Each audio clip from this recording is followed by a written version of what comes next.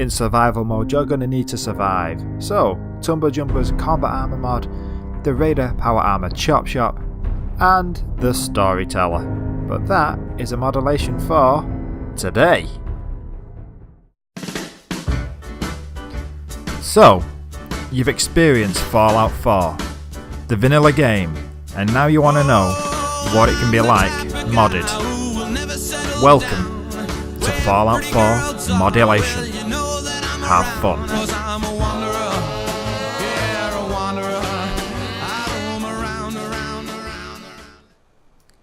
Well, as you can see, I'm back at Vault 111, and there's a good reason for this, but that is a story for another day, to paraphrase a certain somebody. Yes, Shoddycast's Storyteller. And the reason I'm at Vault 111 is because I am showcasing and showing you the T-49 armour that the Storyteller has. Now, when you come out of the vault, if you head straight backwards in the northwest direction, you should... Where is it? It's just around here somewhere. Probably missed. There you go, behind the tree. See it? In between the two trees? Yes. You should find the majority of the Storyteller's armour. It's missing the helmet, the right leg and the left arm. But don't worry, they are not missing for long. So, as you can see, it's here in the trees, right near Vault 111. I will come back to you as it starts to rain. So yeah, you found the frame and you found the majority of the armour pieces. And as I said, the helmet's missing, the left arm and the right leg.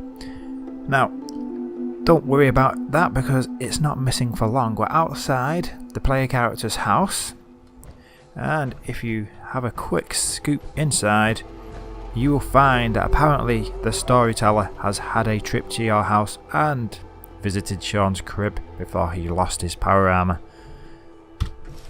So there's the helmet. Unfortunately, the helmet is damaged. There is no health at all on that. All the armour pieces that come with the frame are in perfect working order, but the helmet isn't. Neither is the arm and the leg. But don't worry, it won't cost you an arm and a leg to repair them, and I shall show you where they are in a second. So yes, as I was saying, the right leg and the left arm, they are at the Red Rocket facility where you find dog meat. And anyone who's seen my mod videos before will recognise this little setup here for my for my thumbnails. However, yes, there's the... which one's this? Is this the leg or the arm? Oops. Oops, accidentally. Never mind, pick it up that way. I have the hood turned off, as you can tell. However, they're both here.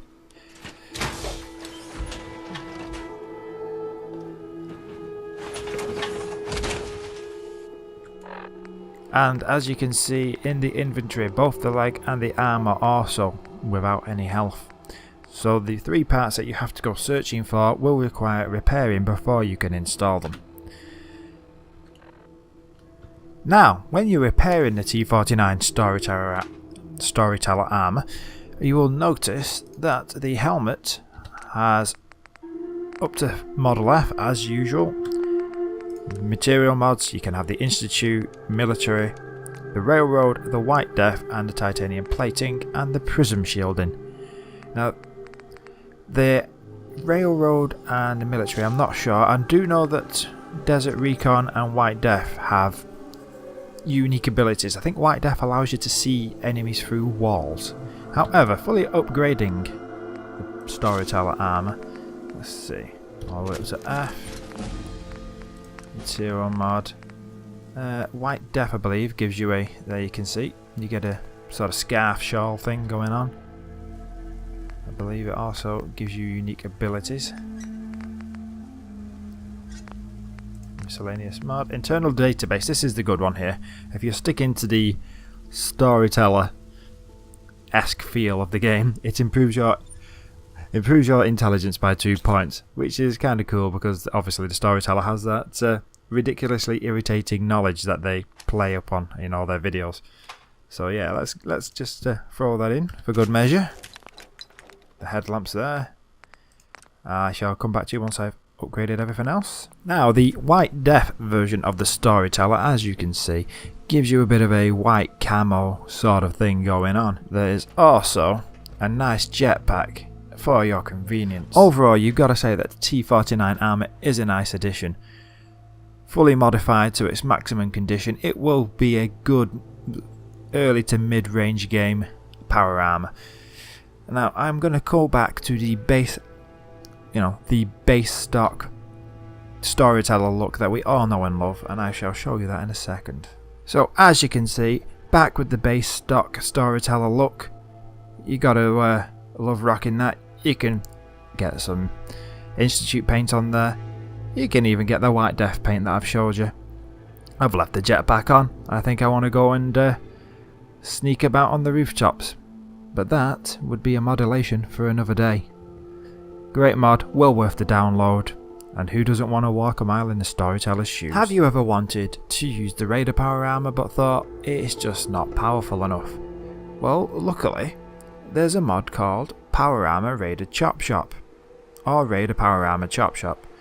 Whichever way you say it, you get the idea. However, not only does it improve the abilities and defences of the Raider Power Armour, it adds material mods and a couple, I think it's 2 or 3 unique designs, one of which I am showing you now. This is the Derateus mod, I believe. Or the, shall we say, the Derateus.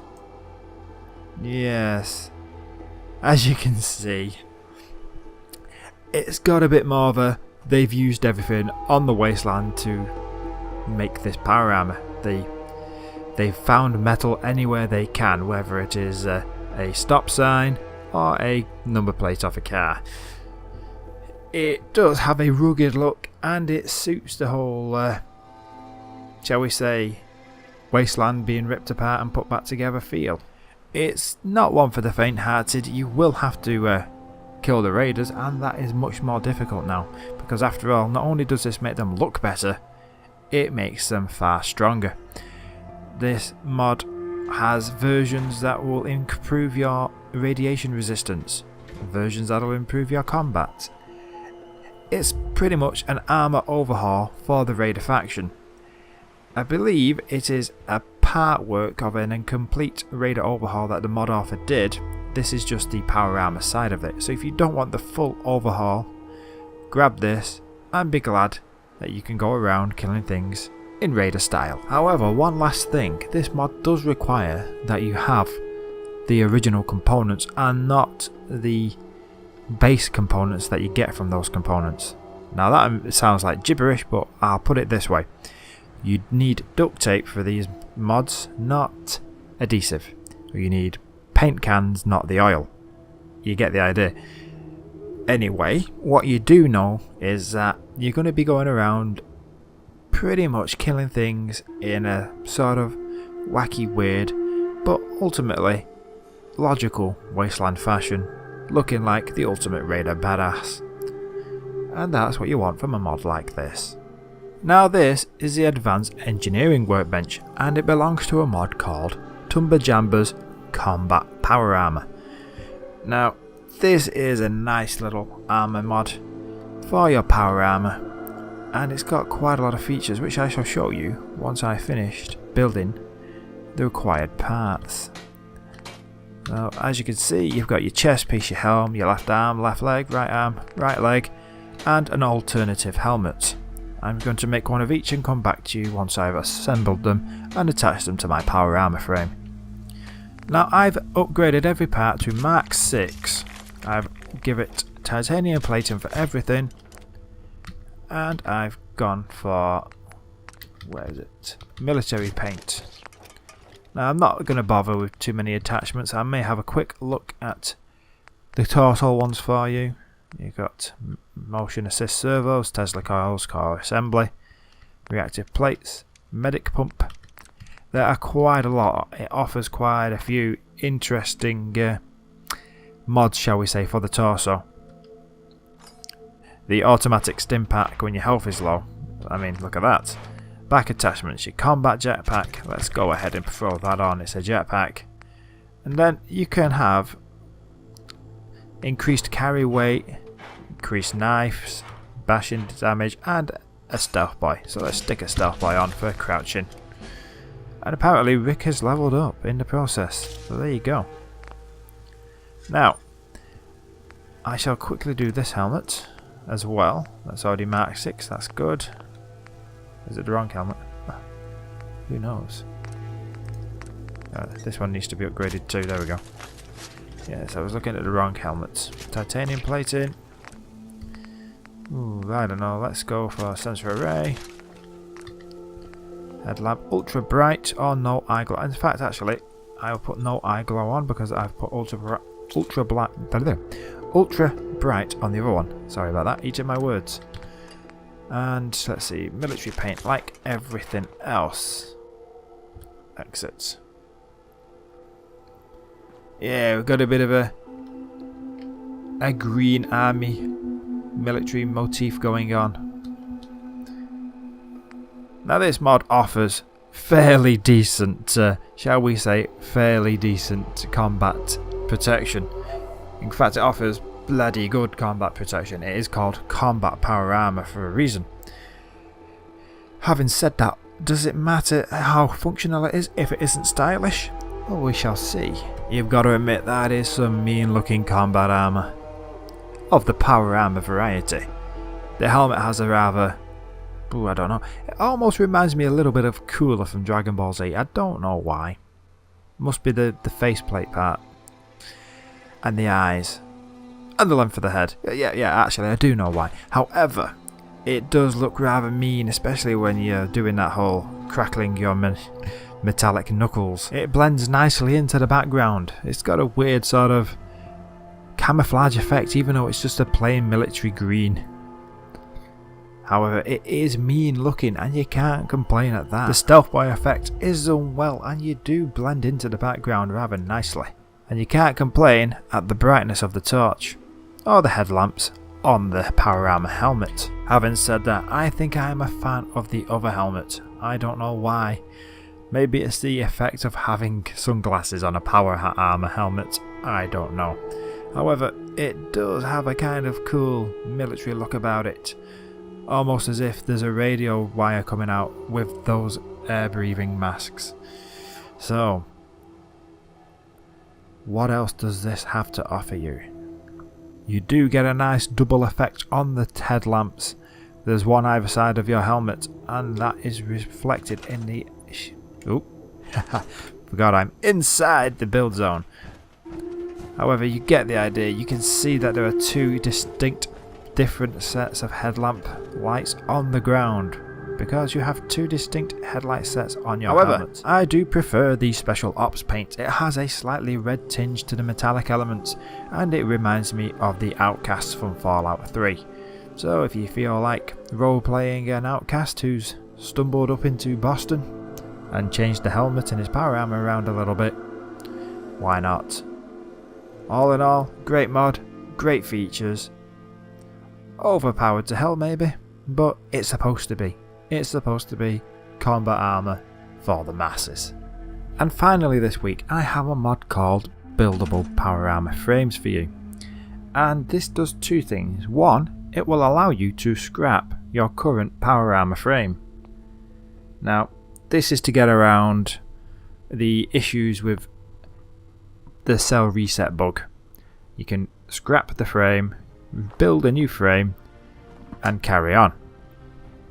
However, I'm not that fussed about the scrapping the frames. I'm more interested in the little option you get when you install this. So, excuse me. A little option you get when you install this that allows you to create a power armor frame. I've gone past it, it's at the top. Idiot. There we go. A power armor frame token. So there you are. Once made, you come back out, go into settlement builder mode, and if you have the right components, under special you should find a power armor frame. You can tell I've got the God mode toggled, but you get the idea. You can build a frame, put whatever arms and legs you want on it, and basically outkit your entire camp. Why would you want to do this when there's so many to be found? I don't know, but you know, why is this option not there in the first place? And so we must bid farewell. If you're wondering what other mods I've covered, you can find these by clicking the links for the playlists at the end of each mod Elation video. There you will find the mod categories. However, if the mod you're looking for isn't there, by all means suggest mods for me to review. So until we meet again, until we see each other on another of my videos, have fun, thanks for watching, and I'll see you again soon.